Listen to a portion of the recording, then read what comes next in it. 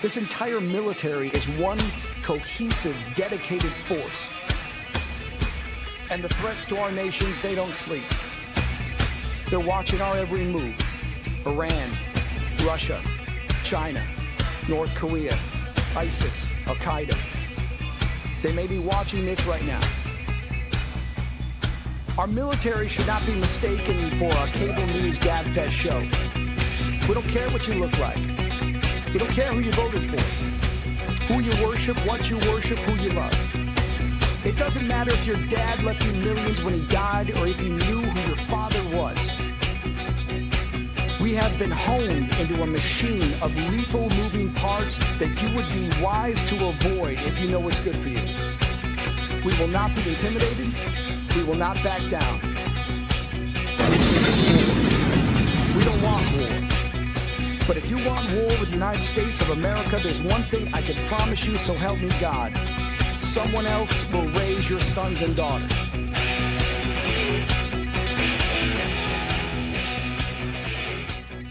Military Broadcast Radio, the station that's giving veterans a voice. Find us on the web at mbradio.us. Welcome to the From Pain to Purpose radio show. I'm your host, Eva Fulton. In this show, we explore the incredible journeys of resilience, healing, and transformation. In each episode, we will sit down with individuals who have faced unimaginable struggles and turned their pain into power, heartbreak into hope, and their challenges into meaningful change and finding new purpose in life. Through candid conversations and inspiring stories, we will uncover how pain, whether emotional, physical, mental, or spiritual, can be the catalyst for profound growth and a deeper sense of purpose. So if you are looking for motivation, insight, and real stories of triumph over adversity, you're in the right place. Let's get started on this journey from pain to purpose. Let's give veterans a voice through Military Broadcast Talk. Hey, welcome everybody. This is the From Pain to Purpose radio show. I am your host, Eva Fulton, and this is Saturday, January 31st, 2026, year of our Lord. I had to do a quick check. This is where, there's already a whole month of 2026 has flown by, headed to a shutdown again, I guess. And for me and for a lot of other people, that really kind of matters. We're federal employees in our day jobs, but I volunteer doing this as a radio show host, something that I really enjoy doing. And that's because I meet some really interesting people. Sometimes I only get to meet them online. Sometimes I get to meet them in person. And I'm really excited to have on two non-veterans, but still in the professional space of things. But I really enjoy having guests on like this because I'm connecting as a mother. I'm connecting, on a very human level. And it just so happens that I happen to be a veteran and neither of them are. But because we go through life is lifing, we still, even as a parent who happens to be a veteran, I still, just like you do, audience, you need to know some of those tools and experiences that we can borrow, because maybe this is all about us sharing and learning, based upon the 4 pillars of pain that I use. The physical, which shows up usually the most obvious, goes into the mental, emotional. Those are really kind of tied together.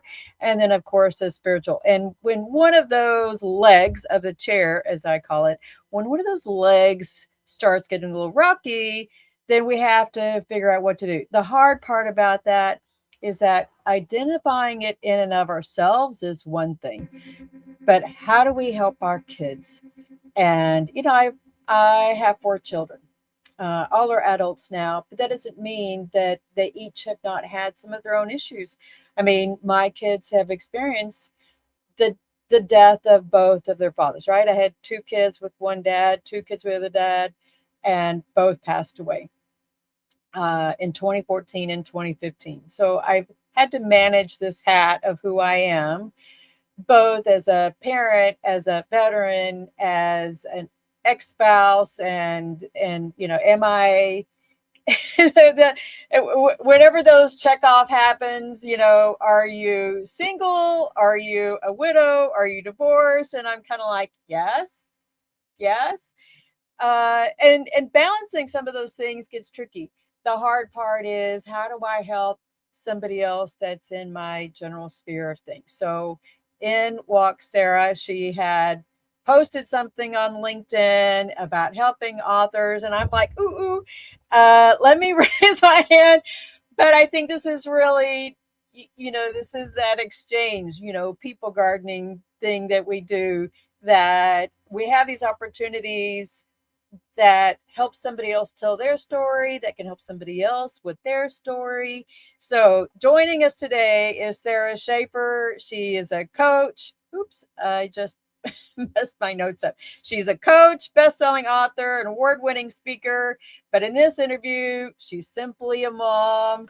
And her husband, Myron, they have two daughters, Kira and Vivian. After years of mental health struggles and a crisis season in 2024, they chose residential counseling for Kira at Heartlight Ministries in Northeast Texas, 1,000 miles from their home in Colorado. Sara is here to join the reality of that decision, what the system of care felt like, and why she now believes there is real practical hope for families walking a similar road. Kira on the other side, Kira Schaffer was diagnosed with ADHD, anxiety, and depression at age 6. After years of escalating mental health challenges, including 6 hospitalizations for depression and suicidal ideation from ages 12 to 17, she entered residential counseling at Heartlight Ministries in November 2024. She returned home to Colorado in October 2025, healthy and hopeful. Today, she's 18, pursuing her goal of becoming a real estate agent and encouraging others who feel trapped by mental illness. And here are my guests. The interview of the week is brought to you by Jersey Mike's, a sub above. Hey, ladies, how are you? Good. How are you? Good. Now that we have this little connection issue fixed. So backstory, guys, to catch you on, we didn't get to do our normal little kind of like back and forth conversation before the show started, because I got a new router today here in Dad's old house. Went to the store, we got the new router. I just got off of the phone with IT like 5 minutes before I connected on. And I thought everything was looking fine, but I couldn't see me. Y'all couldn't hear me. And I thought, man, we're going to be in the 21st century with internet. And I'm connected with my phone, guys. I'm connected to the internet with my cell phone. So anyhow, what an intro. Sounds like this has been a challenge over the years. Where do you want to start? Who wants to start? Kira or Sara? Where do you want to start? You got that. You got this. Apparently, I've got this. Yep. Okay. Yeah. When Kira was young, when she was little, she would have rages almost every day from about 2 until about 6. And finally, at age 6, we were able to have her diagnosed, like you said, with ADHD, anxiety, depression. And we were able to put her on, try some medications, and they just slowed her down, calmed her down. And it was super helpful. It was super great to be able to do that for her. And, but that wasn't the end. That was just sort of the beginning of our journey right there. Yeah. So, and it wasn't a diet thing. It wasn't, I'm kind of going through the mental checkbox of things. Right. It wasn't dyes, right? I mean, yeah, it wasn't dyes. It wasn't just sugar. I mean, none of that like took care of the real problem. And so, okay. So we went the pharmaceutical route, I guess you could say, and that definitely helped. And Kira really comes by what she deals with, honestly, because I also have struggled with extremely severe depression and my own crashes several times throughout my life. And so, as a hereditary thing, it's definitely something that we think is connected between Oh, the I two of see. them. Yeah. So in some ways that helps, but it doesn't necessarily give you the answers that you're looking for either. Right. Yeah. So I think, like I said, I've had 4 kids. The hard part would be just even managing the school side of things. Oh my gosh. Right. Yes. Yes. So Kira, what was your experience on your side with the school side?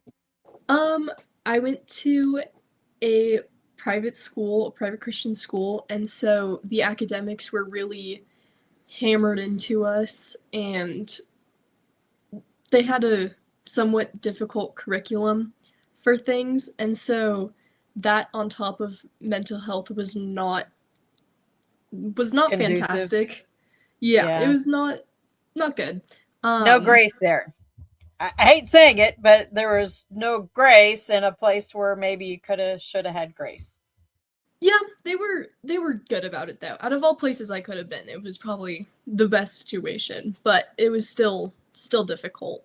Mm-hmm. Do you think it was better than what you would have gotten in the public school system? Absolutely. I think Yeah. the public schools wouldn't have had the pressure, the academic pressure.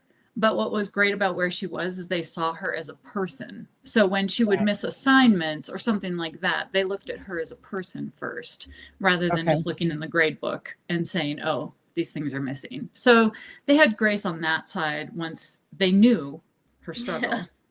Right. Okay. Well, that sounds good then. Mm-hmm. But there's still all the pressure to perform Yeah. from the school, But especially in high school.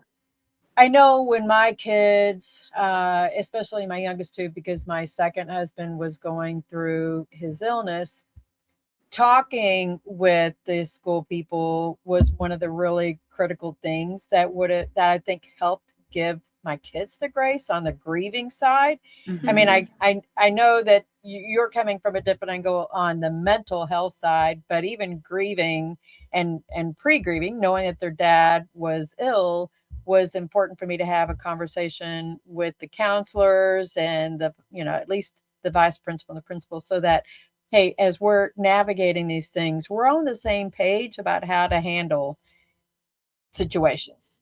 Mm-hmm. Were there, what's the term, like an outburst? Did you have outbursts and stuff like that? Not necessarily in the like rage, uncontrollable way. It was more like there would be days when I couldn't stop crying, or I would just fall asleep in all of my classes, or I would have really bad panic attacks. So those were more of the outbursts that I had. Yeah. Yeah. So what was is that the difficulty in managing it? I mean, I'm using the word manage, but I'm using that term loosely. I don't know what the right word is, but also the peer reactions that you would get. Mm-hmm. How did you navigate that?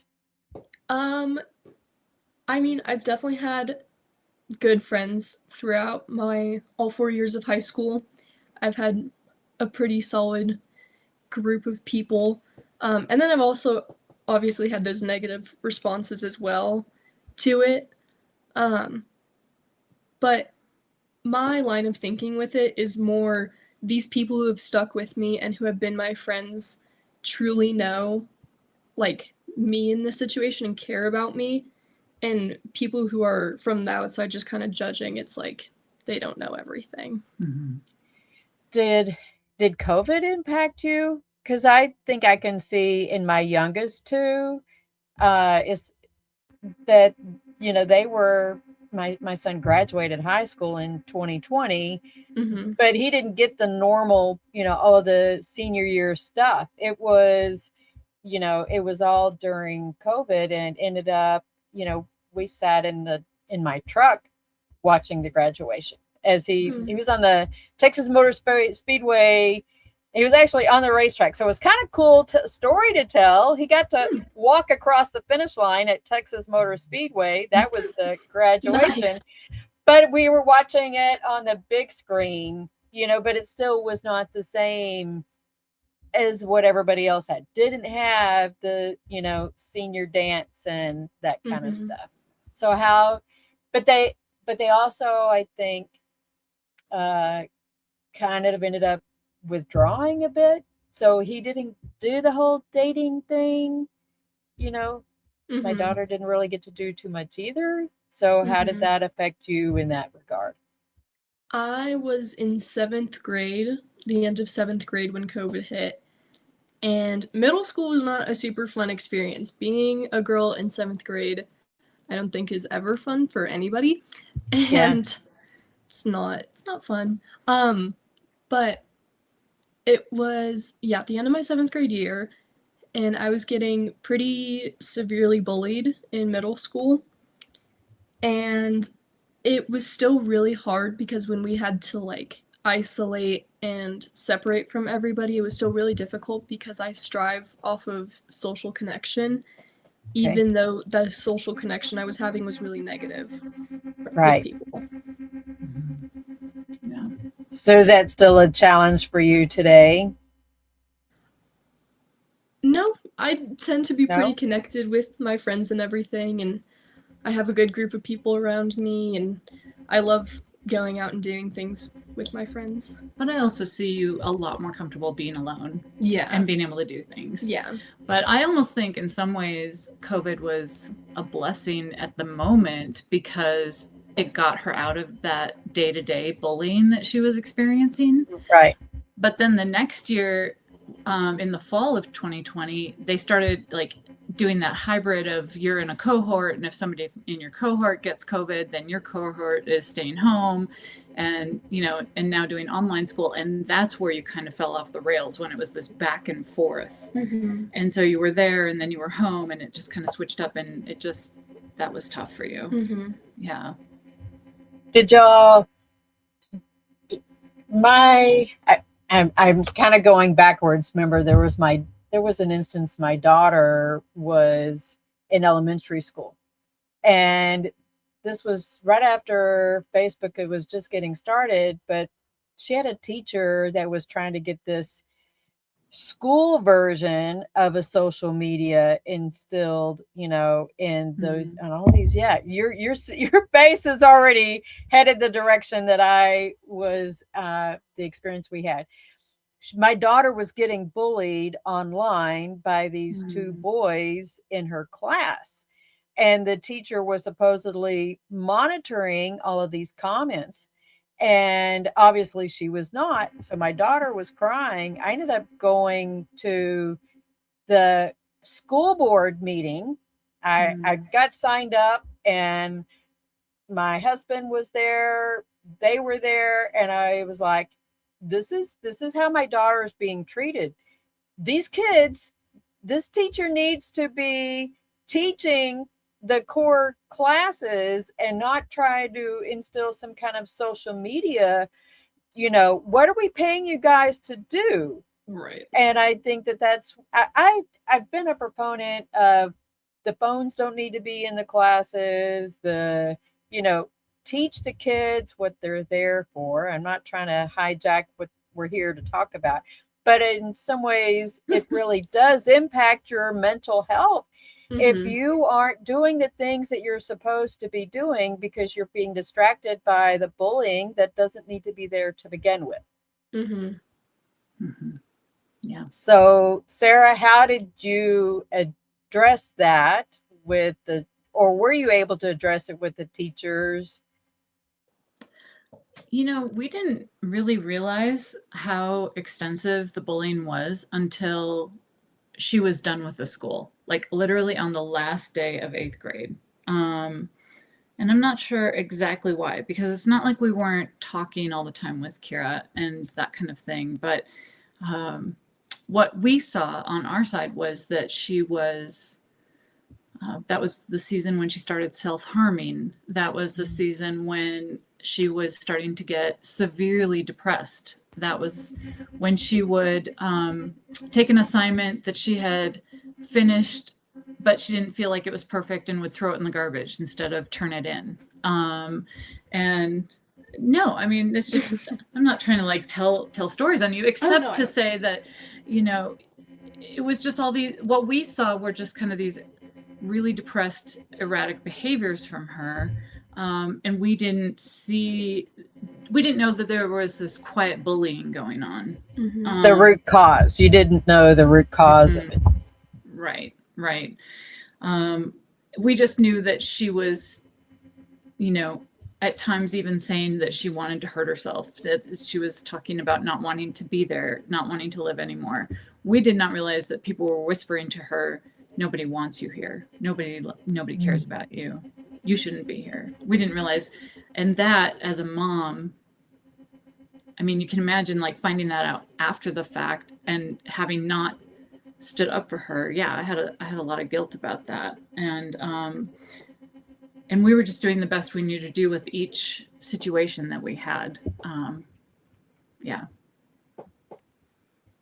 So how did you identify, or what was the critical point that it took for you to go get the help that you needed? Well, for that experience, we were at a different school for 7th and 8th grade. And by the end, even by the middle of 8th grade, we actually applied to go to a different school midway through 8th grade. And that interview with the school did not go well. Oh, I'm so sorry. And it was this school where she eventually went to high school, and so we just said, okay, but they invited her. They said, we're not accepting her into 8th grade, but we invite her to apply for high school. And we said, well, how can we increase the chances of her being accepted for high school? And so they said, increase your grades, like get better grades, because she was failing several classes. And then we started having a tutor come and help her one-to-one. That was another huge turning point, where this tutor came, got her caught up in all the work she was late on. And she started realizing, oh, I'm smart, because this tutor was a former special ed teacher from one of the local school districts. And she knew how to bring out Kira's brilliance, because Kira's very bright. But she, like, you're twice exceptional, and some of the things were just hard for her to do. So Kira started realizing, oh my gosh, maybe I'm smart. Yeah. And so that, I think, was part of the turning point for you. And then you started having the goal of getting into this other high school, so you weren't going to school with these kids after that year. And so some of those things made a turnaround, but it was a slow try and try again kind of process, for sure. Yeah. It was getting the fresh start is what would help. Yeah. But it sounds like you had somebody that was sowing seeds of faith and hope in you, reassurances that, yeah, you were smart. You just had to start believing you were smart. Yeah. Were the other kids putting you down? Is that how they were doing that? Yeah. They would just talk badly about me. I think that's the hard part growing up, because I've had people tell me stuff, even as adults, it happens. That, it's not hard to be able to see some of the same high school mentality, that they don't mature, right? Some people get stuck in the small town. I think was one of the things that probably drove me to going in the Army, was that I got to get out of the small town.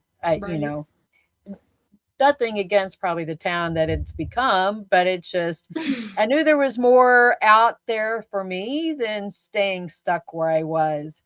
And, I had a mother that thought that, doing C's were okay. I was a high overachiever kind of person. I knew there was more world out there than, small town Texas. True. Yeah. So, now, what has been, do you think, the hardest part about navigating some of these challenges now? Post Heartlight post-treatment facility, I guess. Yep. It can still be difficult to regulate my emotions because I think pretty emotionally.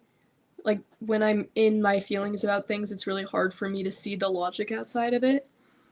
And so when I'm stuck in my feelings in that sense, it's difficult to kind of bring myself back into reality. And I've learned how to do it better. I've gained more skills on how to do that, but it's always going to be difficult. Mhm. Yeah. Is that also a time where you have to learn different communication skills to talk to your mom or to your dad, to others? Yeah, definitely. It was a time where I learned how to utilize my resources in that sense. I would only have one 30-minute phone call a week with them, and I would tell them everything that was going on as fast as I could in those 30 minutes so I could get as much out there as I could because they were my safe space in this program for the whole time. So there were a few staff here and there who definitely were also that safe space for me. But it definitely increased the fact that I actually had to communicate how I was feeling so I could progress throughout the program. Right. I would think that for your age, that would be hard to know who you can trust and who you can't trust. Yeah. And understanding that there's a difference in that. Just Mm-hmm. because somebody's there doesn't mean that you can tell them everything. Mm-hmm. Yeah. Yeah. So how did that make you feel, Sarah? It was just, I mean, the whole situation of sending her to Heartlight was challenging. But we were obviously grateful that she was communicating with us. And we also had, on the parent side, we had a 30-minute call every week with Kira. And then we had a 30-minute call every other week with her counselor. And so we would get updates. And it was really helpful. It was helpful for us to hear that third person perspective outside of our family of how Kira was doing, but yet somebody who really cared for her. And so I think Kira at first, I mean, I guess she went in thinking, I'm just going to perform my way through this, I think. Yeah. Yes. check the boxes. Yeah. And get out. Yeah. Yeah. Check the boxes and get out of the program. That's not really how that works. No. Yeah. But I think that's how we've been wired to think that Mm-hmm. everything is transactional. We're not supposed to just own that part of the change. Mm-hmm. Yeah, it's true. It's true. I mean, it's kind of like going on a diet. It took years to put on the weight. It takes some years maybe to take it off. It doesn't, we don't get rewired automatically. Right. And that's the part I think is also actually translates back to the military side of things. For a lot of us as veterans who served in war, and in some ways you've gone through your own little spiritual war, right? Emotional, mental, spiritual war that probably impacted you physically as well. That there is a type of moral injury that happens, but you have to go through that recovery and healing side to get back to who your new person is, because we battled some things, right? Like I'm pointing to my screen. We went through some warfare. Yeah. And we did some growing, but we're coming out different people that are certainly influenced by that side of things. And so now you have to re-identify. I think I was listening to part of Tony Robbins yesterday, who was talking about the same thing, identifying who yourself is. We're going to, that's a daily challenge sometimes. Well, who am I today? And I've talked about it before with, spoon theory of spoons. You could probably apply spoon theory as well. how many spoons do I feel like I can handle emotionally today? You know, is it 10 or maybe is it 20? So it's not a physical thing. It's really kind of an emotional and a mental thing that you got to know how many spoons you're dealing with to be able to talk to your mom and say, hey, I've just got 10 spoons today, Mom. Mm-hmm. And that can help you communicate in a simple way that I can't do as much. Let's give it a whirl tomorrow and maybe I'll wake up with 20 spoons. And you can do some, you know, something a little bit more outrageous and go to Six Flags or whatever. Yeah. I mean, Well, and I think for us with like all the things that we're talking about when you're talking about like elementary school and middle school and then high school and how we had different schools that we were trying in this whole process. And we had this really rough experience in middle school. And I say we because it was really rough in middle school for all of us. But then, so then we go to this private high school thinking, oh, this will be better. And you were still there. And the things in you were still not really being healed. And that, you know, so that those problems maybe were better because it was a more positive environment overall. And there wasn't the bullying, but some of those internal things that were broken were still broken. And so by senior year, things were still broken. And yeah, it just became a crisis, and it just, it was a matter of like actually getting healing and really learning how to deal with that and cope with that, rather than just like, oh, well, different battlefield, but I'm still carrying all the same scars and all the same reaction. Yeah. It makes sense. Totally. I think what I'm hearing is that you didn't allow yourselves to stay stuck and thinking you could only do the public schools, right? Yeah. And I've done research before because my youngest son had wanted to do a Catholic school in high school. And they have scholarships out there, you know. So I know that they're expensive, you know, to go to those private schools. I'm plugging that because people may think that public school is the only option, but there are other school options out there. You just have to be assertive enough to ask and see if you apply. Some of them are income based. They have scholarships. They want people to be able to come in. right. So how did you guys find Heartlight then? Well, when our girls were younger, like before, when I'm turning the Kira light on. was Keep talking. okay. When Kira and her younger sister were in upper elementary school, Myron and I found an online course called Tough Guys and Drama Queens. And it was by this gentleman named Mark Gregston. And it was just a course that he and I did on our own week by week. We'd watch the 10-minute videos and whatever. And this guy, Mark Gregston, had some of these really kind of different ideas about parenting than how we had been raised. And at that point, he said, take your kids on dates every week. So that was one of the things that we decided, okay, let's take our kids on dates every week. And we started doing some really intentionally relational things with Kira and her younger sister. And then fast forward years later, Kira was really struggling with the depression. We didn't know, how to help her. Like you said in the intro, we were kind of in this revolving door of care. It was just felt like we were kind of stuck, and how, nothing was really healing. Nothing was really helping bring her out of the depression. And so there was a time after a second hospitalization in 2024, her therapist, who had been her therapist for about 4 years at that point, who really knew her, said, I think she needs more care. And I thought, what does that look like? And so I said, what is more care? And she said, residential counseling. And I was like, that just felt like, what in the world? And I thought she was joking. You thought she was joking? She was not joking. She was not joking. She was not joking. I felt like a bomb went off and you thought she was joking. Yeah, I was like, okay, you're funny. Like, that was a good one. Well, and then I said, oh, okay. And she said, there's only one place I'd recommend, and it's called Heartlight Ministries. And it's run by Mark Gregston. And I'm like, that's the only one I've ever heard of before.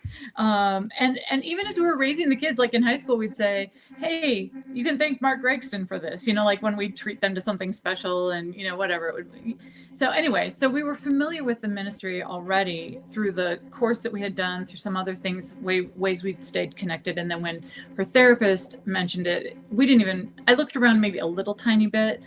But what was special about this place is it wasn't a hospital. It was literally residential counseling, and her living in a house, actually a series of houses when you were there. Mm-hmm. And they were built like big log cabins, and it was homey. And I remember asking when I called, I said, do you hug the residents? And they said, yeah, we love them. We love on them. And as a mom, I mean, the thought of my kid not getting a hug for several months, was just not tenable. And, and of course, we're all speaking about appropriate interactions, obviously. But, we just wanted a place where she was going to be, again, loved and seen as the person that, Right.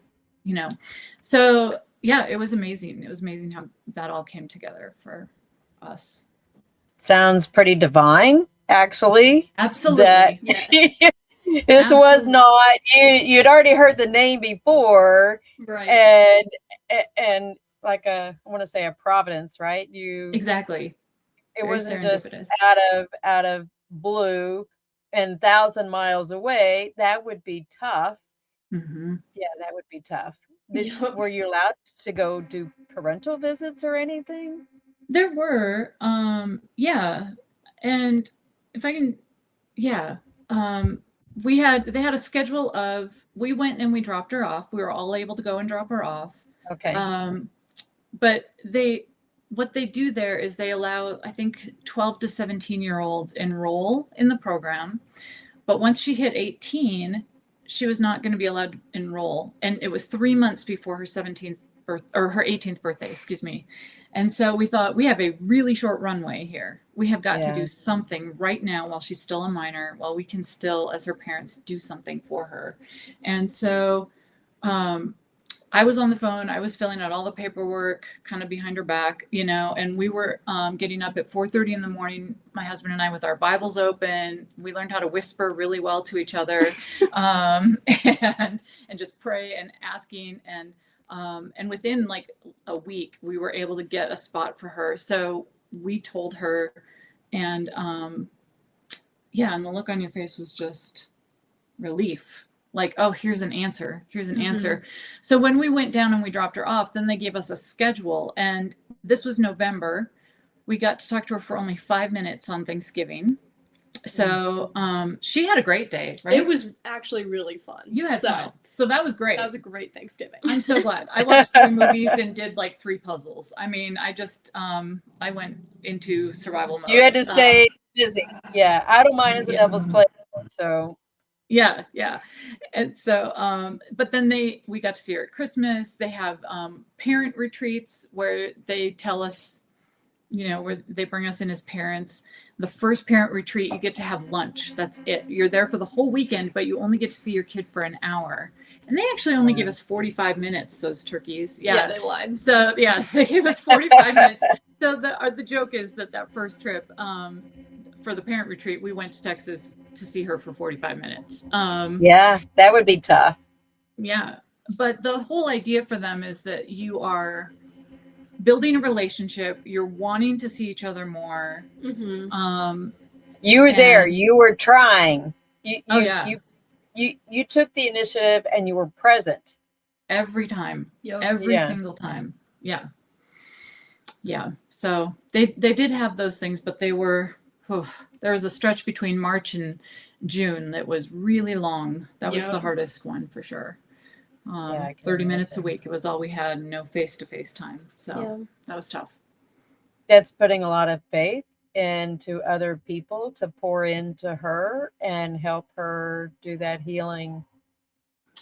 Mm-hmm. Yeah. Mm-hmm. I think though by then you had enough of a turnaround, or we had seen enough growth too, that she was 18, and at 18, what do they say? You can pull yourself. Yeah. And so she was choosing to stay every day from 18 on.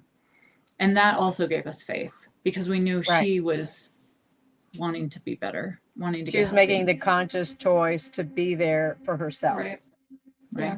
That's Yeah, that was huge. huge. That's big adulting for you, Kira. Thank you. Seriously, Mhm. that's big Mhm. adulting. Yeah. It was Do you look at it that way? No, I've never thought about it that way. But you can see where I'm saying that, though, that's making big adult decisions to do that for yourself. Yeah. Mhm, Yeah. for sure. It sounds like some great seeds have been poured into you, and you have all these people who are watering it. So how are you maintaining that growth now? It is a lot more difficult now that I'm back home. Because when I was at my program, we had such a regimented schedule. Every minute was planned for, every minute was accounted for. Meals would be provided 3 times a day. Everything was like so scheduled and structured. And then I got home and it's like, oh wow, I have free reign on my entire day. And so, my schedule since I've gotten home it's been all around. But it's still actively making that choice. This is the hardest part. This was the hardest part when I was back home and I was super depressed. But making that choice to get up and actually do the day instead of just Yeah. wasting it away. Right. Yeah. Yeah. I think I'm going to do a quick parallel for veterans, especially those who have gotten out, retired, or like me, I got out on a disability, and then I had life to me again. Well, my day started out at being at PT at 6 o'clock in the morning, Mm-hmm. dropping kids off at daycare at 5:30, over, for PT at 6, and my day was scheduled all the way up until like 7 p.m. Mm-hmm. Between work and kids, it was full. When Right. you get out, it's like, what do I do now? Yeah. Which hat am I learning how to put on? Employee hat. Well, it took me the longest to figure out how to put the veteran hat on, Mm. especially as a woman, because guys, it's a lot easier. They get brought into that fold of being a veteran, but we women nobody told us to put our veteran hat on. In fact, I had family members told me to get rid of all of my uniforms, to almost divorce myself of that identity. Yeah. So it's Wow. been kind of a switch to like, Mhm. about 10 or so years, I started learning how to put it back on, and then help other women learn how to put their veteran hat on and say, wow, I'm a veteran. I even have a documentary that I made that statement. Wow, I'm a veteran too. Yeah. Somebody didn't help me make that identification. So in some ways you're a veteran having those issues, but now you've got to figure out what your schedule is and maintain your own self-disciplined version of your schedule, Mhm. and to know that you're producing. I think there's an innate human part of us that wants to feel like we have purpose. Mm-hmm. So that's why my show's called From Pain to Purpose. Yeah. Mhm. That's why you're on the show, to help you figure out what your purpose is, in case your mom didn't tell you. I'm telling you, I'm people gardening with you, that now you can figure out how to help somebody else. So I don't think we're connected on Facebook, Sarah, but when I flew back from Dallas the other day, Tuesday, I was at where was it? In a restaurant. Anyways, at a restaurant at the airport, this young man sat beside me, about your age, Kira, and he struck up the conversation with me. And he was headed to Colorado Springs. He's at a house. He actually texted with me. Was it yesterday or this morning? It was yesterday. So we exchanged phone numbers. He's at a house. His dad is in prison. His mother is in a treatment facility. He's 18 years old and really has no family. So he's there at a home in, I think it's like a treatment facility, but it's a leadership program that he's in. And he was happy to know that I care. And I'm like, of course I care. I'm a parent. My people garden grows like this.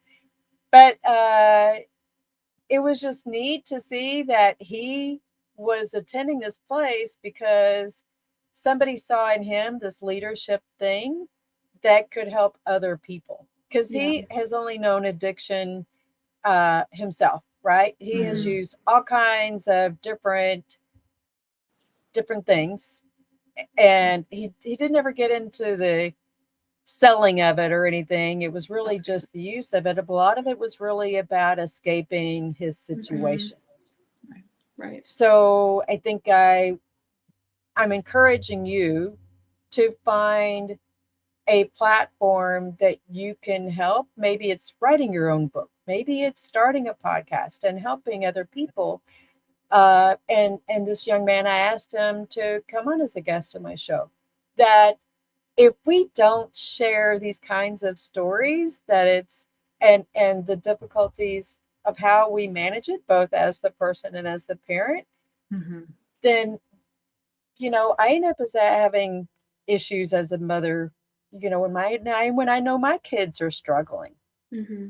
It's difficult because we feel like it's something guilty. We're supposed to own that, but we can only do what we can do. And I still have to take care of me and put my oxygen mask on before I can help you put your oxygen mask on. Yeah. So what's your purpose? That's a pretty big question. It is a big question, but I feel like you have some good foundational stuff. Who would you say you are now versus who you might have thought because your life was pretty hopeless a year and a half ago. You were not wanting to live. It was literally life and death. And what shifted for you? Oh, great question. I know. I feel like I'm getting interviewed all around here. Well, no pressure. I think this is really just food for thought for you. Yeah. You don't have to answer it right now. Yeah. But I think God's going to help reveal it to you. Right. So you just got to give it to him. Yeah. That was going to be my answer. Wherever God leads me, that's where I'll go. Well, and that's been one of the encouraging things is seeing Kira open her Bible and ask God and seek him and look there for answers and hope beyond herself, beyond even us as her parents, beyond this life. Like, what's the big picture here? Yeah. And so you're right. We don't have to have all the answers today, but I know you're looking in the right place for where those things are. Yeah. Yeah. And you're looking at getting your real estate license? Yes. I'm taking classes right now. Well, that's good to know. I have cousins in the area that have a company. Oh. That's a good too. It's a small world. Yeah. It is a small world. Let me know. Yeah, we'll talk. Yeah. Connect with her on Facebook. You might need a LinkedIn account, girl. Yeah. Might need your own LinkedIn network going. Yeah.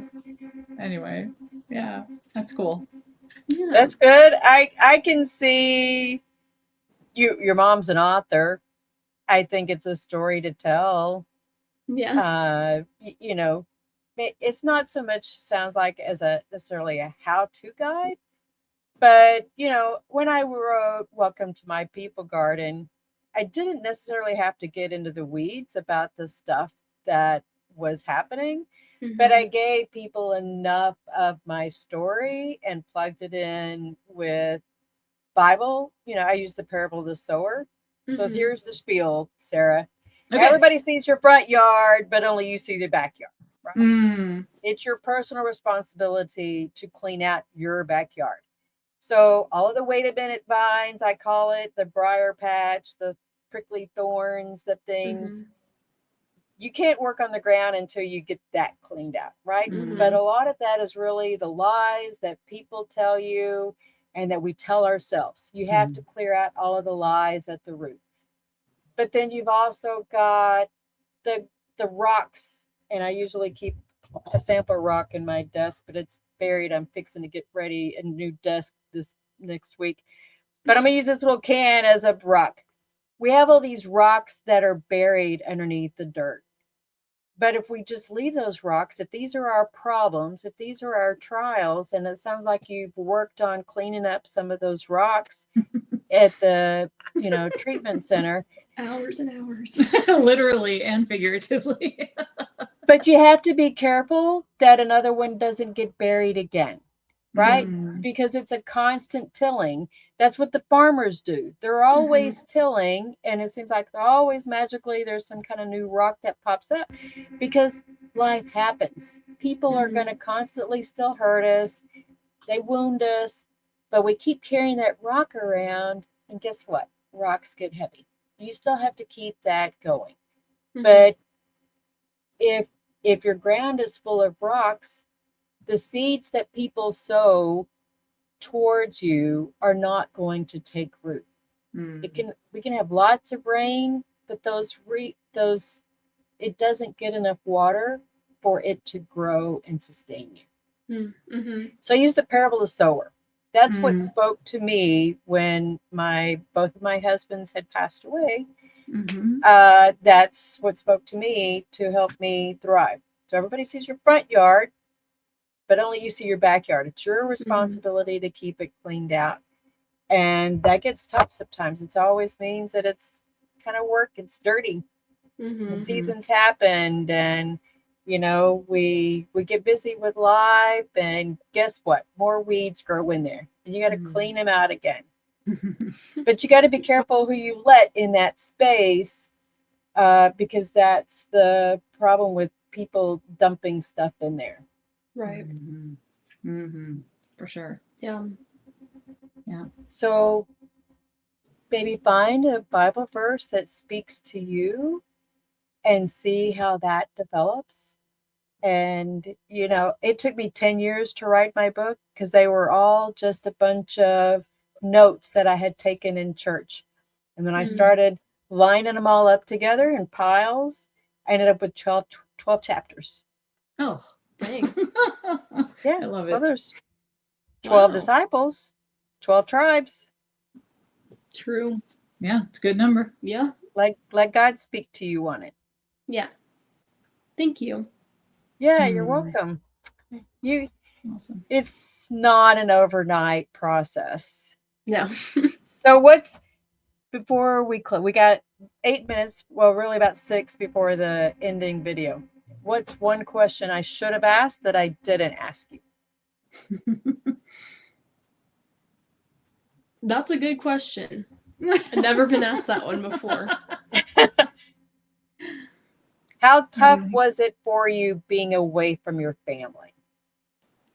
It was pretty difficult. It's a big adjustment moving from a 4-person household with a little dog to living with 8 other girls all the time. So I think I got really blessed in the time that I went, though, because everybody who was in my intake house was so fantastic, and I had such a good group of people around me, and everybody was so kind and welcoming, and it just really made the experience so much easier. But I feel like if I had literally anybody else, it wouldn't have been that easy of an experience. But it was still really hard being away from my family. Yeah. And getting to know 8 other personalities Yeah. that are all your age going through the same thing, essentially. Yeah. Do you still maintain contact with any of them? Yes. I talked to a few of them today. So Yeah. yeah. Pretty much all Were the you time. feeling anxious today? I hope not. No. Not Okay. not feeling anxious. Okay. Yeah. Kira's my extrovert. I got left home with the two introverts in the family for. That would have been worse for her. Yeah. It was a different battle on the home front. Yeah. I'm glad my extrovert's back. Yeah. So, yeah. We're both excited to chat with you today, Eva. So, Yeah. Aw, thank you. I think, Well, oh, go ahead. No, go ahead. I was just was going to just gonna say say, one thing. Sorry, little lag there. I'm sorry. I was going to say, I'm going to send y'all a copy of my book. Oh, thank you. Yeah, you're welcome. Oh. I'll have to make sure I get your address. So anyways, go back to what were you going to say, Sarah? Just that one thing people ask me weird questions about our choice of, sending Kira or being a mom of somebody, because I think when people first find out about the depth of their child's struggle with mental health, or, anybody finds out the depth of it, the first reaction is such terror and fear. And I think what I would just want to share with people is that there is always hope. There's always a strand of hope if especially if you know about it now. You can, there will be a way, and you don't have to understand how. You don't need to know how they're going to be helped. You just can make yourself available to them, and God will open the doors for you to help. Do you think the stigma, for this question I think is for both of you, do you think the stigma of mental health is changing, both in the teenage side and what you see as a parent? Yeah, I'd say it's neither here nor there. There's definitely a positive way that it's like people are more accepting and more understanding with it, but then there's also the side of people self-diagnosing and blaming everything on mental health, even though it can be crippling. I feel like it's gone too far in some circumstances. Right. How And I would say, what do you mean it's gone too far? Too quick to get a diagnosis or too quick to put a label on it? Diagnose. Yeah, people self-diagnosing and putting the label on it when it might not necessarily be severe depression. Yeah. Okay. Yeah. Yeah. I think there's still a stigma to a certain degree in my generation of parents who feel like if only I had done XYZ, even though there's no such thing as XYZ, then my kid wouldn't feel this way. I mean, you could ask Kira, she never went through a trauma that triggered all of this. No. It's a mental health situation. Yeah. And so there's nothing for us to feel guilty about. Instead, we need to get past any shame that might come in and just deal with the problem. And one really helpful thing that we always have said is you're not the problem is the problem, and we're going to fight that problem together and find the solution together. Oh, I love that. The problem is the problem. Mm-hmm. Yeah. Fabulous. Well, we have to close. Y'all have been fantastic guests. Thank you so much for sharing and supporting us as veterans, right? I think that we have not necessarily always been equipped from the veteran side of things to deal with some of these topics, though we're quick to see that, it's the veteran who may have issues, but we haven't been wired to figure out how do we help our kids on things. Mm-hmm. And so sometimes we just don't know what we don't know. And Exactly. It's important to have these kinds of discussions. So thank you so much, both of you, for coming on and sharing. So I look forward to a continued relationship with you, and y'all have a great day in Colorado. All right. So thank you so much. Thank you all. Have coming up on the show next Saturday is my good friend George Alexander. We went scuba diving a few years ago. Met him. He was one of the dive buddies out there. Stephanie Ford is one of my new Christian friends, and she's also a former military spouse, and she's going to be on February 14th. Elaine Davidson, coming up on February 21st, is another friend of mine. She supports the veteran community. She's not a veteran, but she has some domestic violence story to tell, and I think it's worthwhile for all of us to have some of these tough conversations, but important nonetheless. And looking for upcoming guests, February 28th and March 7th on. So thank you both, ladies, for joining us. Everybody, have a great day. Thank you for giving veterans a voice on Military Broadcast Radio. Bye-bye. Ladies and gentlemen, thank you for tuning in to Military Broadcast Radio. As we wrap up today's show, we want to remind you that the podcast of today's episode will be available right after we go off the air. So if you missed any part of the show or want to listen again, be sure to check it out. And remember, we're here to support and honor our veterans. Your stories and experiences matter, and we are committed to giving you a platform to share them. That's right. We're here to give our veterans a voice. So don't forget to catch the podcast and stay connected with us. Giving our veterans a voice.